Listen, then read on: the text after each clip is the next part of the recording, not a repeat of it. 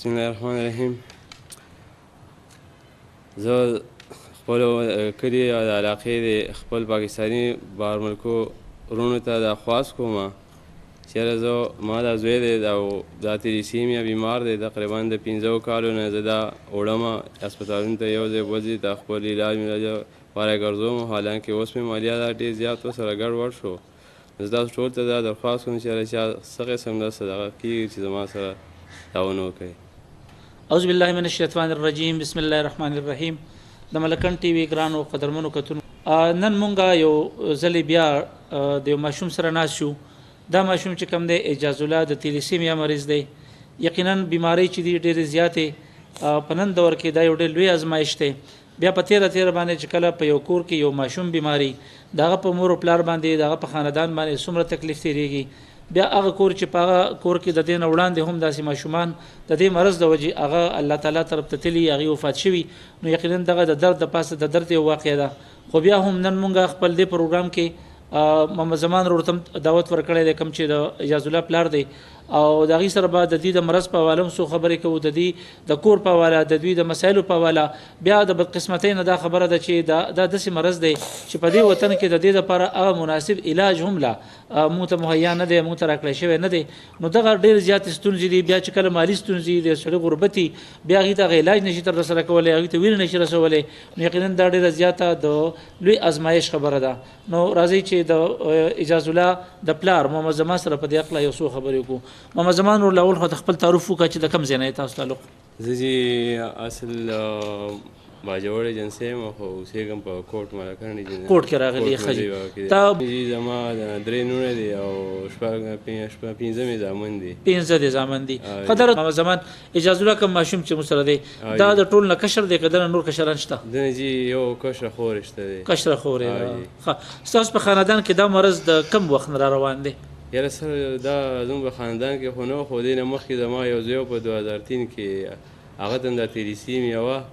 او 12 کاله نه مې ورته وخېجوله، بیا په 2013 کې وفات شو. 12 لکه د څو کالو په عمر کې وفات شو؟ تقریبا 12 سال عمر کې وفات شو. 12 سال عمر کې. د دې نه وړاندې ستاسو په خاندان کې چېرته تلیسیمیا مریضانو؟ یاره جي دې نه مخکې به زموږ په خاندان کې تلیسیمیا بیماران نه وو، خو حالانکې ترور یو ماشوم زوی م و. ترور او هغه داسې بلډ بیمار و. بلډ بیمار و.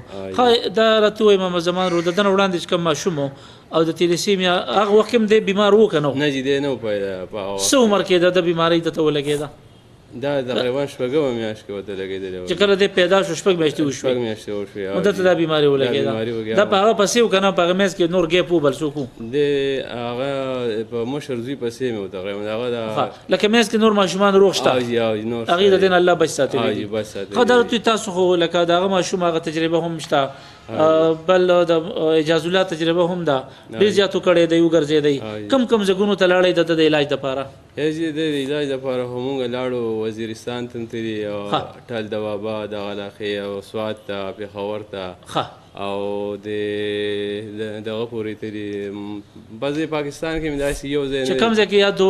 د دوا خبره وه یا د دم درود خبره وه جي او هغه ځای ته ما ځان رسولی دی.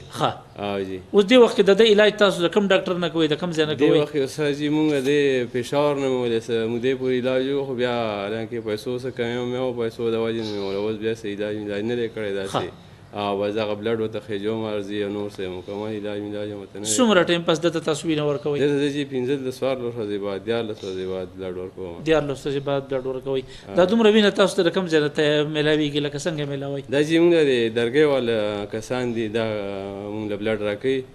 او دا ورته خېجو دلته کې. ستاسو په دغه سیمه په کوټ کې نور داسې مریضان شته د تلیسیمیا؟ او جي یو 2 بیماران داسې نور هم هلته کې شته دی. نور هم دي؟ او جي. نو د دې په حواله چېرته څه میډیکل داسې دغه شوی دی چې د دې وجوهات دغلته څه کېدی شي؟ چا سره راغلي دي ډاکټران یاستو تپوس کړی؟ یاره به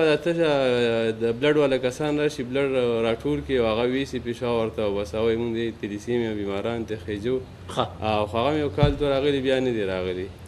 د ده په علاج کې در سره تر اوسه پورې چا داسې مدد کړی دی چې ته یې دې ځای ته راورسولې؟ یاره به د ده په علاج کې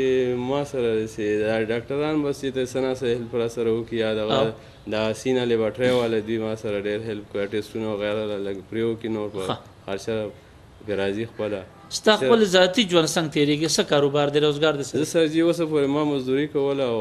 د هغې نه بعد په کشمیر کې وم اوسه پورې او خو بیا مې هغه زوی بیا ډېر زیات دغه شو د هغه د وجې بیا ما کشمیر پرېښود او دلته کلي کې مې کاروبار ځکه چې هغه به 2-3 ورځې بعد یې نه غوښتله او نو د هغې نه بعد بیا زه دلته کې کلي کې مې کار شروع کړو د اچولو کار کوم او باغ کې 200-300 روپۍ ورځ پاتې کېږي او جی بس هغې باندې دلته دغه اوس خپل بچي مچي دغه نور بچي دې سبق وایي نور بچي مې سبق وایي او په څومره کلاسونو یو جي 12م کې دی اوس یې دغه داخله واخیستله او نور یو 9م کې دی یو 4م کې دی او 3م 2م کې دی دغسې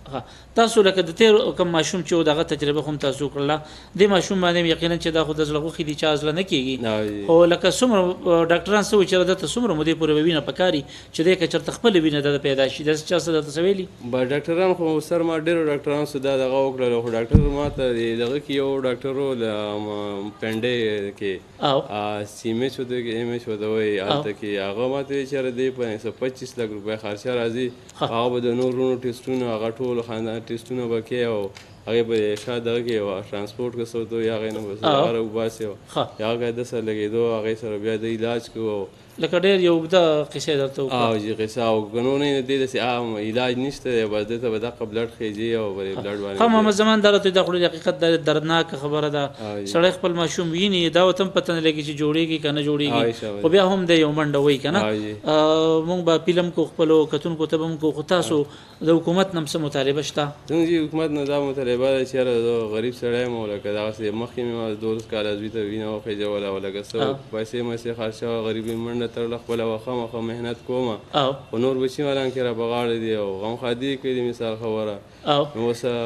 دغه نه خراب شو مالي حالات هم ورسره ډېر ګډوډ چې دا دویم زوی مې ورسره بیمار شو نو دا 5م کال لیدم چې دا وینې ورته خېجوم راخېجوم نو څه داسې علاج وغیره مې ورته نه ځکه پیسو د وجې جی کتونکو تاسو د محمد زمان ورور تفصیلي خبرې واورېدې د اجاز خبرې د ماشوم د دې نه وړاندې کوم ماشوم د هغې وفات شو یقینا هر څه چې دي په پاکستان کې او بیا زمونږ په خیبر پختونخوا کې په کار دا ده چې په سرکاري هسپتالونو کې دا سہولیات خو موجودي علاج څومره ممکن دی څومره نه دی ممکن خو نن داسې دور نه دی پاتې چې ګنې داسې یو مرض پاتې دی چې د هغې علاج ممکن نه دی حکومت دغه طرف ته ډېر زیات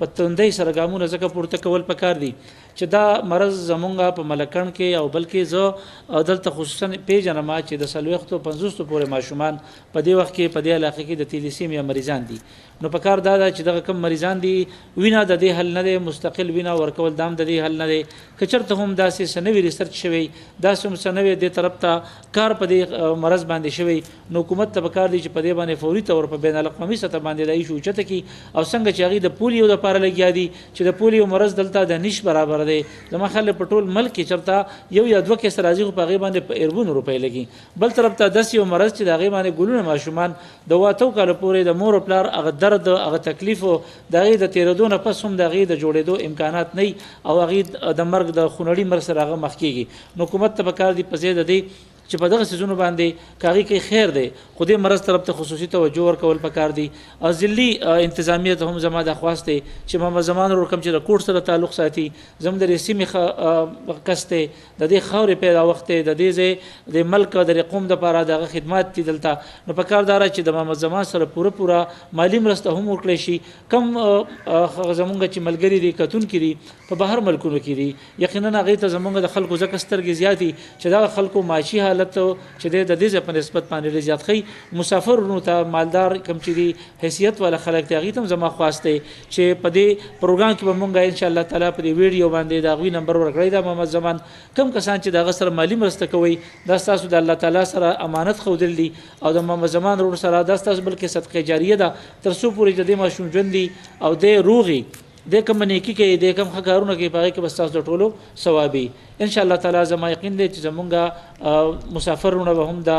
درد به لیدلی د محمد زمان ورور خبرې به اورېدلی او زما موجوده حکومت ته خصوصي او بیا د پاکستان وزیر اعظم عمران خان ته بالخصوص دا دغه دی چې د کینسر د مرض دپاره خو هغه په ډېره لوی سطح باندې هسپتالونه هم جوړ کړي دي لګیا دی خو د تیلیسیمیا چې دا د کینسر نه زیات خطرناک مرض دی ځکه د دې سره ټول وابسته کسان چې دي ماشومان دي او هغه ګلونه دي چې د کور ټول خاندان هغې باندې د هغې ژوند دي د هغې ورسره خوشحالیانې تړلي نو عمران خان ته زما دا خواست دی چې د تیلیسیمیا مرض د پراغي په خصوصي توګه باندې ټیمونه د تشکیل کی بهرنۍ دنیا ته چې دغه کې او د ریسرچ دلته راوړي چې د دې مرض نه د زمونږ د وطن د خیبر پختونخوا د پښتانه او د ټول پاکستانیان الله تعالی د دین او ساتي تر بل پروګرام پورې خپل کوربه صابر حجازي ته اجازه ورکړي په لوی الله مسپارم د الله پامان